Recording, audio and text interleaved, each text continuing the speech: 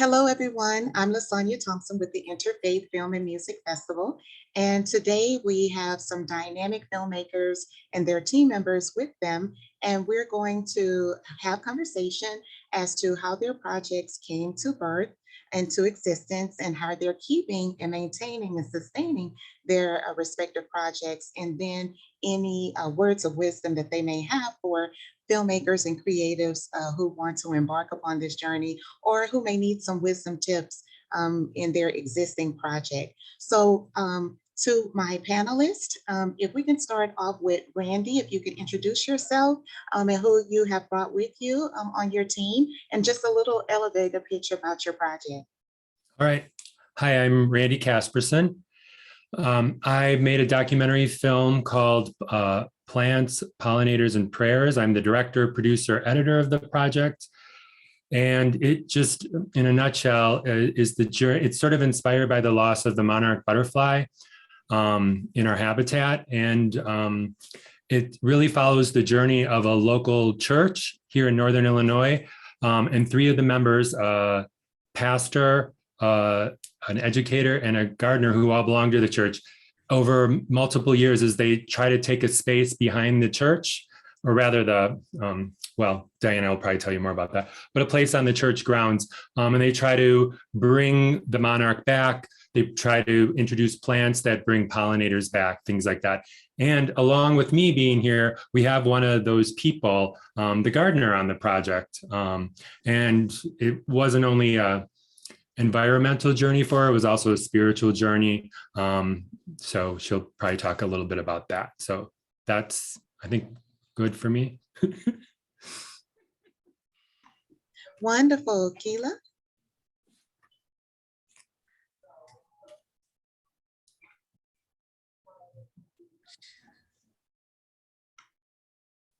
You want to tell us about Silent Revolution?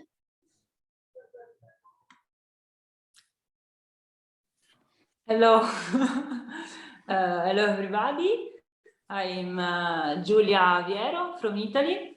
I think you can see from my accent, I'm Italian, from my way of talking. And I'm the director of the Silent Revolution. Here with me, there is Manuela Zavan, and she's one of the protagonists, the actor of the docu-film. Well, I decided to do this documentary because well, I'm talking about a spiritual journey and following me, and also Manuela with me. This work with Daniel Lumera, that is the master of this research. It's a work that really create a revolution inside myself, not outside, but inside myself. So I asked to myself, is it possible to talk about this, to communicate to the other about this revolution through art, using the language of art? So that was the question I tried to answer with the movie. And I tried to do a movie. I wanted a movie that was an experience. I mean, my wish was, if a person is looking at this movie, he can be with us, huh? Like, it's so difficult, sorry. And this is also what the people told me when they see the movie, that is really like to be in the experience. Like Giulia, it's like I'm with you, sit down there and doing meditation. And also using the sound design is made with harmonic healing music, to use the music also to bring the people inside an experience. The concept of harmonic instrument is really different from the classical music, and it helps really to get in touch with the present moment. It's a sound that is created in that moment. So also the music is studied to bring the people inside the experience. Well, if you saw the movie, the topic is to the understanding that the real revolution starts from inside. So when you go inside, you can find a new consciousness, and the change come from inside is not more a reaction because okay, the outside is wrong, the people do this, but is a natural reaction or of a new internal journey, a new internal consciousness, a new internal awareness. And I thank you for sharing that and thinking about an internal awareness. Diana, you experienced an internal revolution that you worked on. So tell us a little bit about how you rose up to the occasion, to this mission and vision that you were called to. Well, thank you for including me in this conversation. And as Randy said, I'm the lead gardener for the Mayfield Monarch Way Station Garden at Mayfield UCC Church. And I think that, you know, I was listening to what Giulia was saying about the internal, you know, change starting inside. And I was thinking, well, to me, the journey of the way station was a back and forth between the internal and the external, because we were working with plants and earth and water and weather and making that connection between people and the place they are and the other creatures around us. And I use the word creature very advisedly because the idea of creation and whatever God or creator or divine spirit you believe in, you know, that creation of everything, right? So that we are all creatures, that is created ones. And that includes the plants and the butterflies and the people and all the creatures we don't even see, all the tiny microorganisms that make soil alive, not dead, right? So I guess for me, this whole experience was one more step on an ongoing lifelong journey of transformation of consciousness from me to us, and from us humans to us all creatures, right? That it's a we. And the more we can think about and feel the world as an us. And, you know, I even include rocks and, you know, soil and, you know, streams of water and whatever in there. The more we can feel that, and the more we can think about our world as interconnected and have that imbue everything that we do. And that to me is the way that we can be a part of life enhancing rather than life destroying, you know, ways of being. And to me, that's the kernel of faith or religion or spirituality. Thank you for sharing that, Diana. And Randy, as a filmmaker, how did you separate your faith from the faith of your subjects when you were doing your work?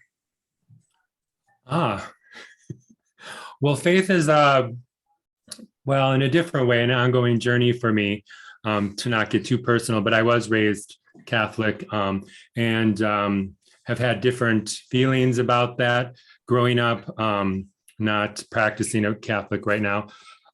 Here in Northern Illinois, which is where the documentary takes place, there's a lot of community outreach, and that's really, a lot of it's tied with good deeds by different churches and faiths. And so it's just kind of something that, since I'm used to living in big cities, I moved out here to teach. You often find people practicing their faith while they're also doing good work. So in terms of what I guess I wanted to see, you know, as a filmmaker, that was one part of me. Personally, I was like, how am I going to feel about the more direct Christian aspects of this? And how am I going to then bring that to an audience? How am I going to navigate that topic? Because some people are very drawn to topics of faith and some people resist it, if that makes sense, right? They want it to be very secular. And I don't know if Diana remembers this, but there have been a number of drafts of the project, rough drafts and that, in which I had to sort of decide how I presented the more religious aspects of the project, not just the documentary, but the garden project Diana was the lead gardener on, and think about imagery that I showed in the documentary, and then religious rhetoric, and how much of it I would show and how much of it I would not. Because it's ultimately not just about faith, right? Like Diana says, it's incorporating your faith with an earth journey, with a personal journey.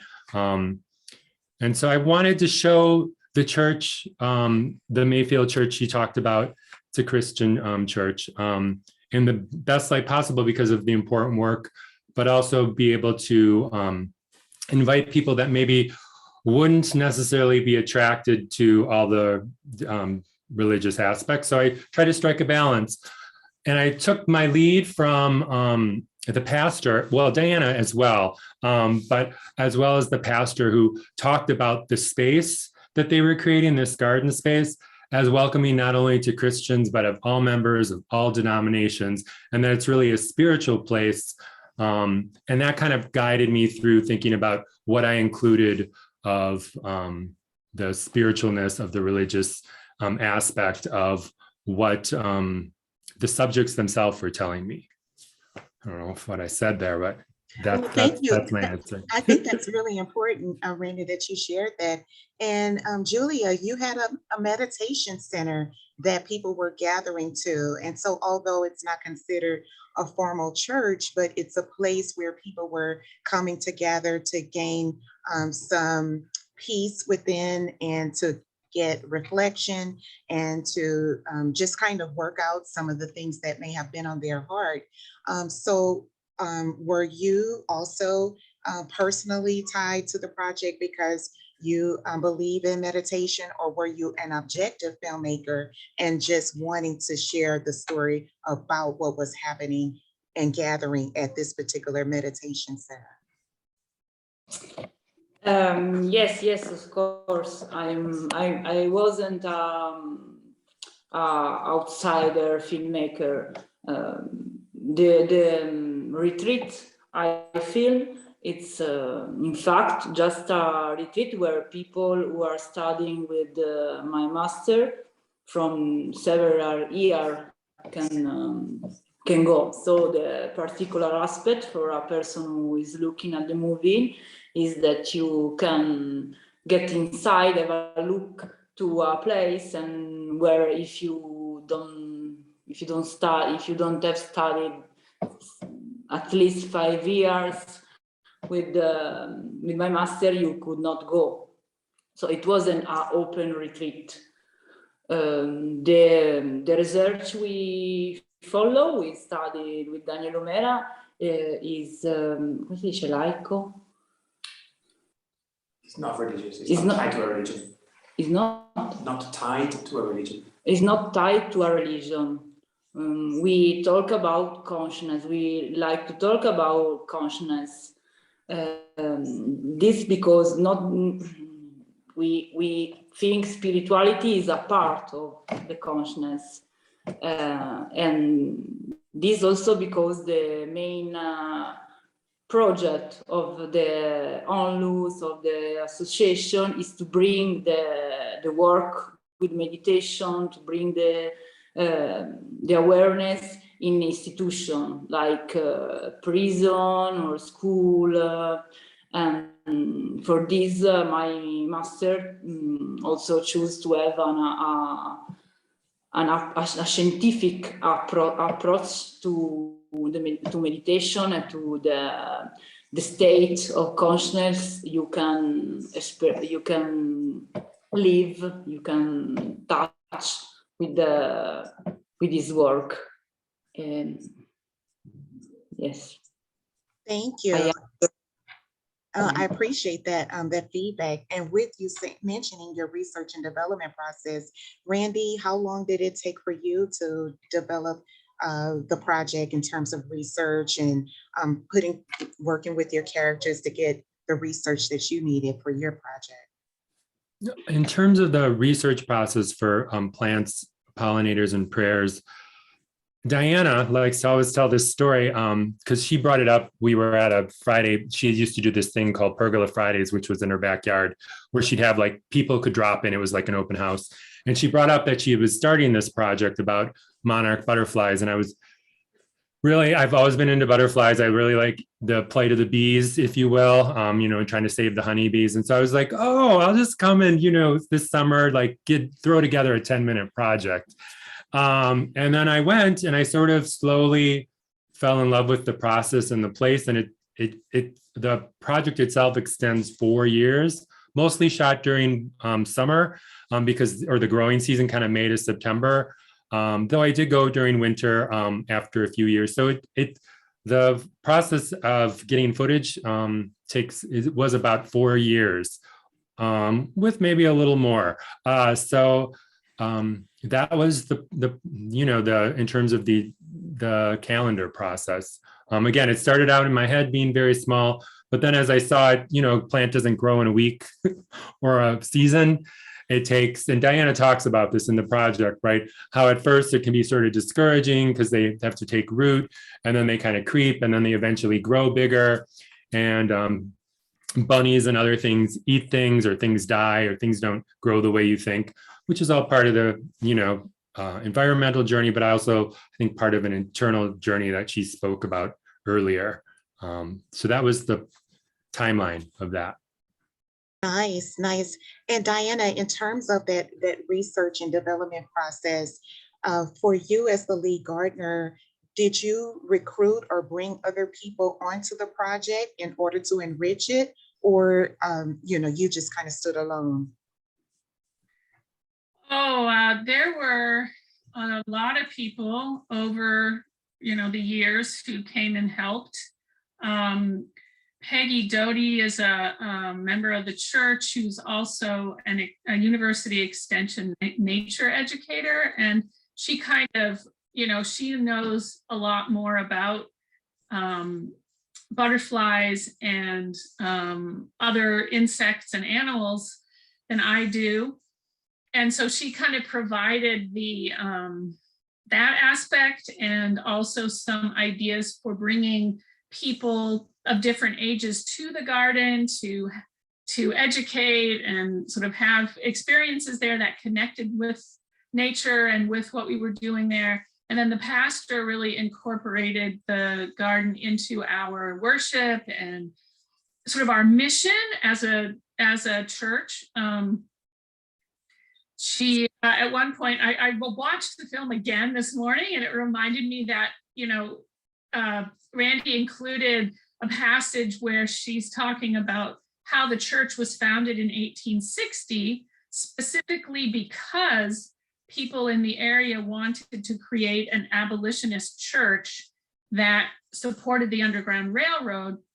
And so, so she connected that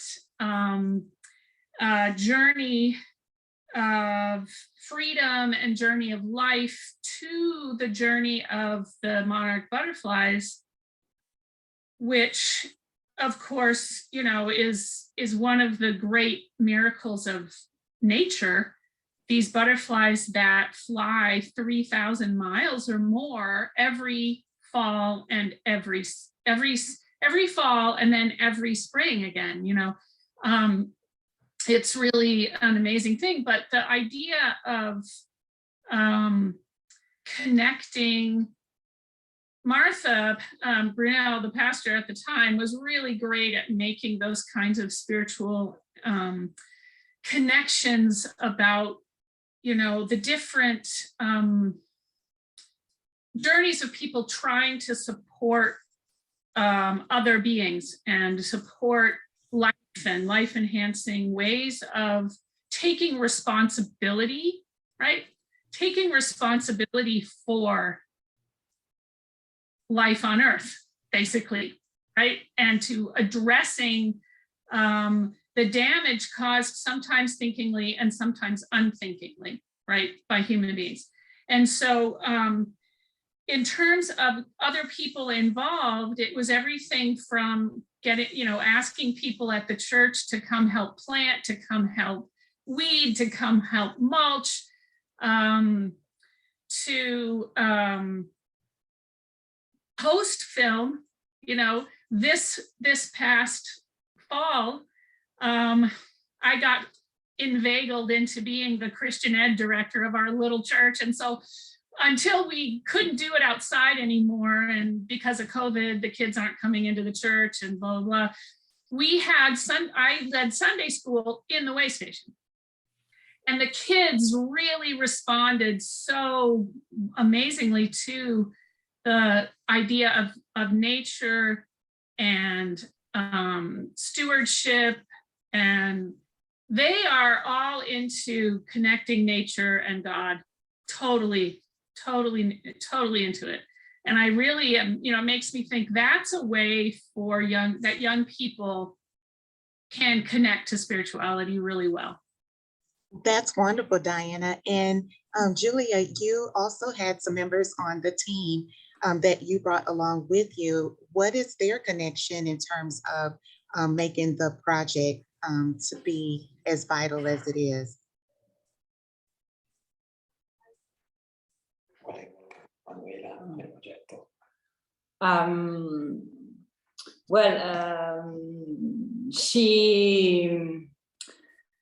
She's a researcher.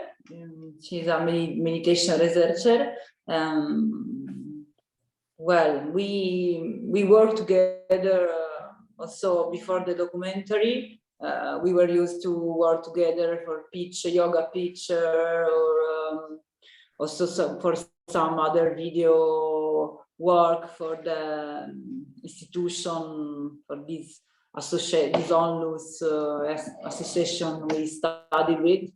And so when I decided to realize a documentary, she was the first one I thought to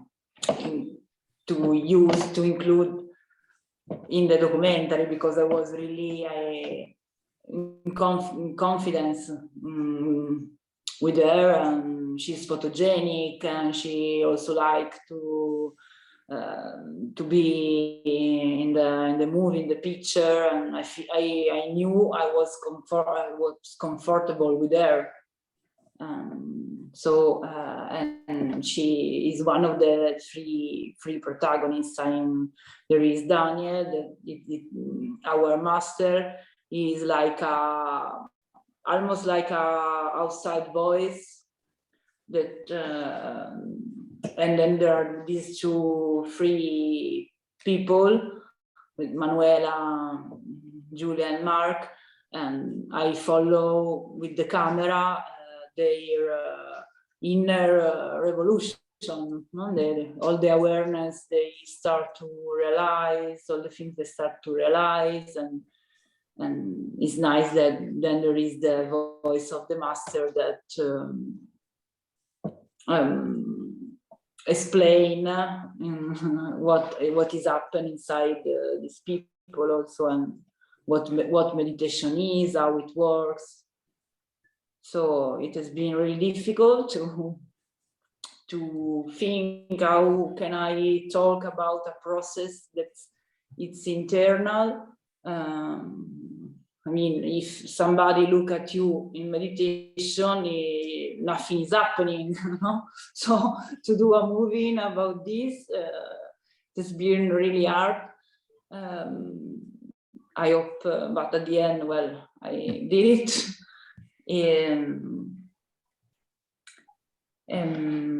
I think I wanted to say something else, but I forgot. Oh, that's okay. That's okay. That's fine. What I wanted to do was also ask Randy in terms of the next steps for the project, because they say that filmmakers are entrepreneurs. We have to recruit, we have to budget, vision board, keep everyone motivated. What are you doing in your entrepreneurial journey next for this project?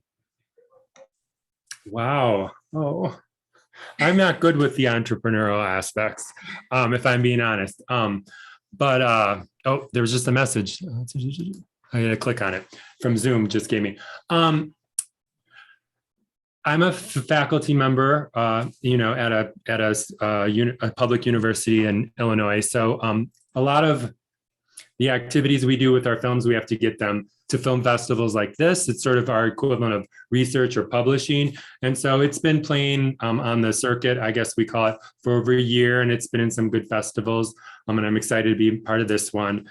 So in terms of, I think Diana and I hope, Diana keeps pushing me. We originally were gonna start showing this when COVID hit in March of, when was it now, 2020? We were going to show it at the local farm bureau and get it out to the community. We've never been able to do that because we shut down. It actually bought me some time and I re-finessed some of the soundtrack. So it's, and then it was done last fall. And then we've been circulating it this way, but it's a good question. What am I doing exactly with this project? After, it plays through its festival life, it would be, Diana hopefully will help me figure out ways to turn it into a tool for faith-based communities and non-faith-based communities, just people who want to think about creating spaces that attract pollinators and that. I know we still want to do some public screenings if we ever can do those again. I know I'm going to the theater now in the past few months. So that's what I'm hoping with this project. And then I have a few projects that I have to start working on real soon that I have some funding for that don't necessarily tie into the themes of this project. But I do think it's a good question, and I'm glad you're asking it, even though I don't have a great answer, because it's something we increasingly as filmmakers and media makers have to think about, is how do we fund the projects we love? How do we keep them going? And then also the flip side of that is, how do we find an audience, really? Because that's why we make these films. Yeah, so that's as much of an answer as I have at the moment. So Diana, how did you help Randy in terms of building his audience? Oh. Whoa, well, I don't know how much help I've been exactly in that regard. I mean,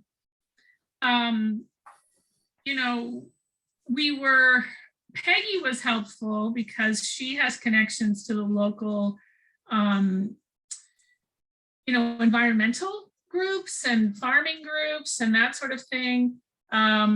We're hoping, to get back to being able to do some local stuff like that. But then also,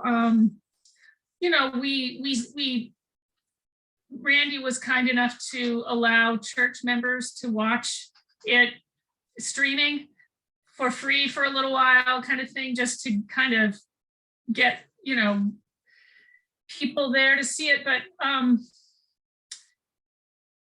I don't know. What I'm hoping is that it will be possible in 2022 to show it live, because I think, there's something really important when you want to do some on the ground kinds of, and literally on and in the ground, right? We're talking about gardening, and we're talking about adjusting our agricultural processes, and I mean, all sorts of things, right?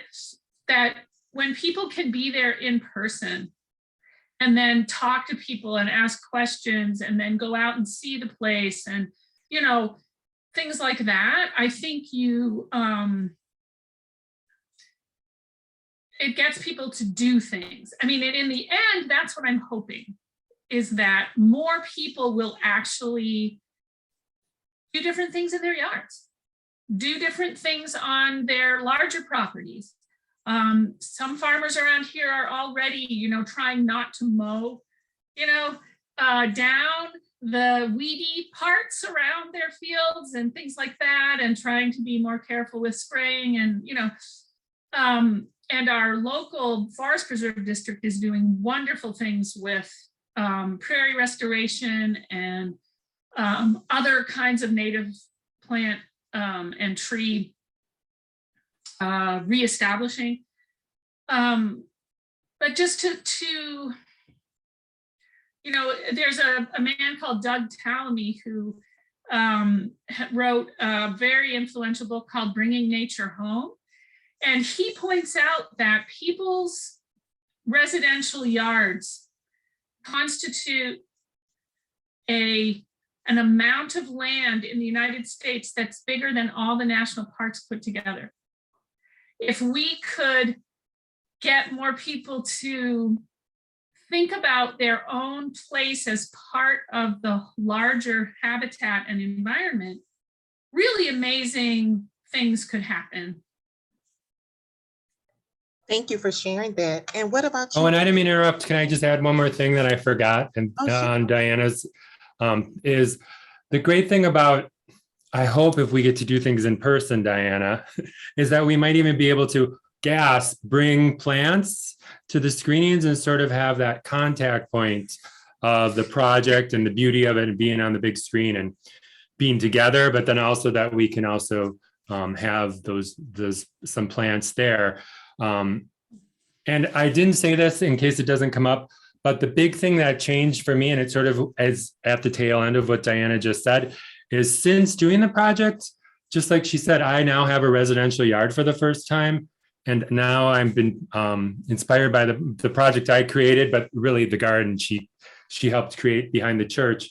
Now plant all native plants, dozens, maybe hundreds eventually.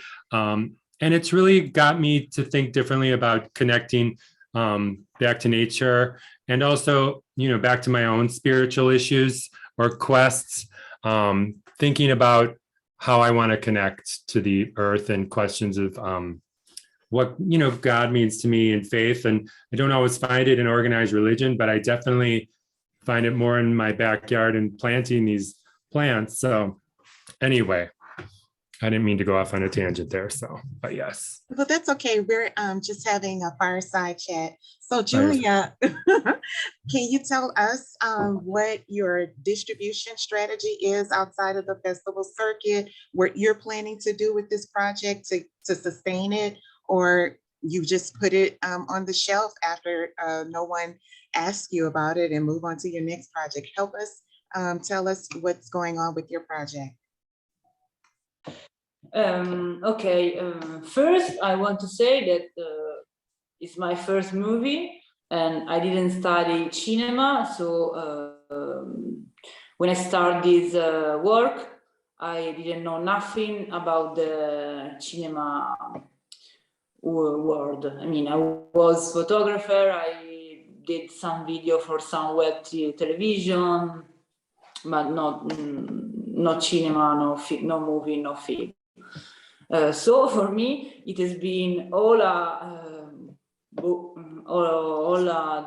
discovering step by step what it is, how it works. I didn't know about Film Freeway. I didn't know even which festival to choose. Now I understand it. I even didn't know that why I need a budget. I mean, I was why you need a budget to do a movie? Now I discover why you need a budget to do a movie. So everything is discovery. Every day a new discovery. I, apart from the cinema festival, I've been also to some yoga festival. And well, there are some here in Italy. For example, there is like Netflix, but for spiritual and holistic movie. So that is called One TV.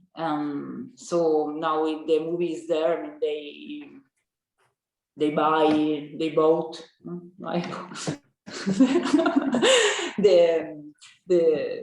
the film, so it's available there. And then I don't know, I stay in the present because the future is now. So. And that's a good place to be in. Yeah. Well, we're coming to a time where we're wrapping up our conversation. It has been so pleasant.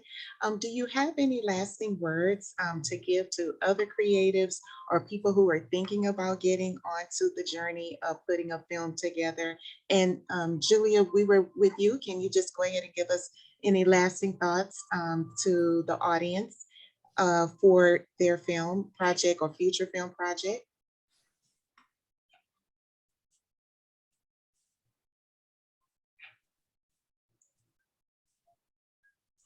Are you talking with me? Yes. Oh, sorry. Okay, just any last words that you have for the audience. Last parting words for the audience. Oh my God. Some words for the audience. Yeah, maybe explain Yes, what you plan to do next, or what you think that the audience should be thoughtful about being a pandemic filmmaker. Any just last thoughts that you may have? well, do a movie if you have something to say. I mean, if you have something to say, sure, everything is gonna work. I mean, there is no problem. Well, there are, but if you really are compromised with what you want to say, everything is gonna be good. I think that the important things is to really have something to say, and yes, if not, it's really difficult. Or you are rich, so I don't know. But there are so many words, so many information that maybe you can say less. Maybe do just one movie, but do it when you have something to say. Thank you for that. Appreciate it, Giulia. Randy? Well, I think Giulia and I might agree on this. I say it to my students all the time, whether a film's really short or long, whether it's a film or music or you're writing something, whatever the topic is, whatever the story is, you really have to feel, it's the word we hear all the time, passion and connection for, because there are going to be compromises and there are going to be twists and turns you don't anticipate. Something that you thought would take one summer could take 5 summers, that kind of thing. And so that thing that attracts you to a subject matter or a character or a narrative, and exploring that and then figuring out what you want, how you want to form it and talk about it and create it in your own way, is really important, because it's going to be a long journey, but really a deep, important one. So I always think passion, or whatever people like to use with that word, in an idea or narrative is really important to keep you motivated during that journey. So. Thank you, Randy. And Diana, any last words as a character inside a film or a subject matter? Any words of advice that you give to future filmmakers or filmmakers as to interacting with your character, your subject matter? That's an interesting question. What I really appreciated about, and do appreciate about Randy, is his respect and care.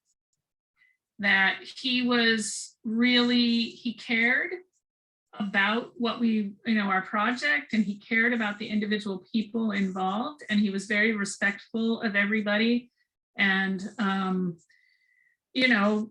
in the process of filmmaking and in getting permissions from everybody and trying to do the best in presenting to the world, what we were and what we were doing and who we are. And I'm very thankful for that. There's also another thing that I'd kind of like to say to the audiences of these films. First, watch these. Watch these movies, please. Secondly, that, I was thinking about this morning about being on here and like what I would say in terms of what the experience of the garden and what I think the movie says. And I think it's about encouraging us all to think about and learn about interconnectedness and about the truth that how you do what you do is as or more important than what you do, how you do it, right? And that everything you do makes a difference. Not everything you do can make a difference, but everything you do actually does make a difference. Thank you for that. And I want to appreciate all of you for giving your thoughts and wisdom about the filmmaking process and just making something that will transform lives and people who are watching your film. And hopefully they will be inspired to go about the change that is needed. And I encourage all of you that if you embark upon another faith-based, spiritual, or meditative wellness holistic health project, to consider the Interfaith Film and Music Festival. Be well. Thank you so much Thank for you. making us part of the festival and for all the work you do to put it on. You're welcome.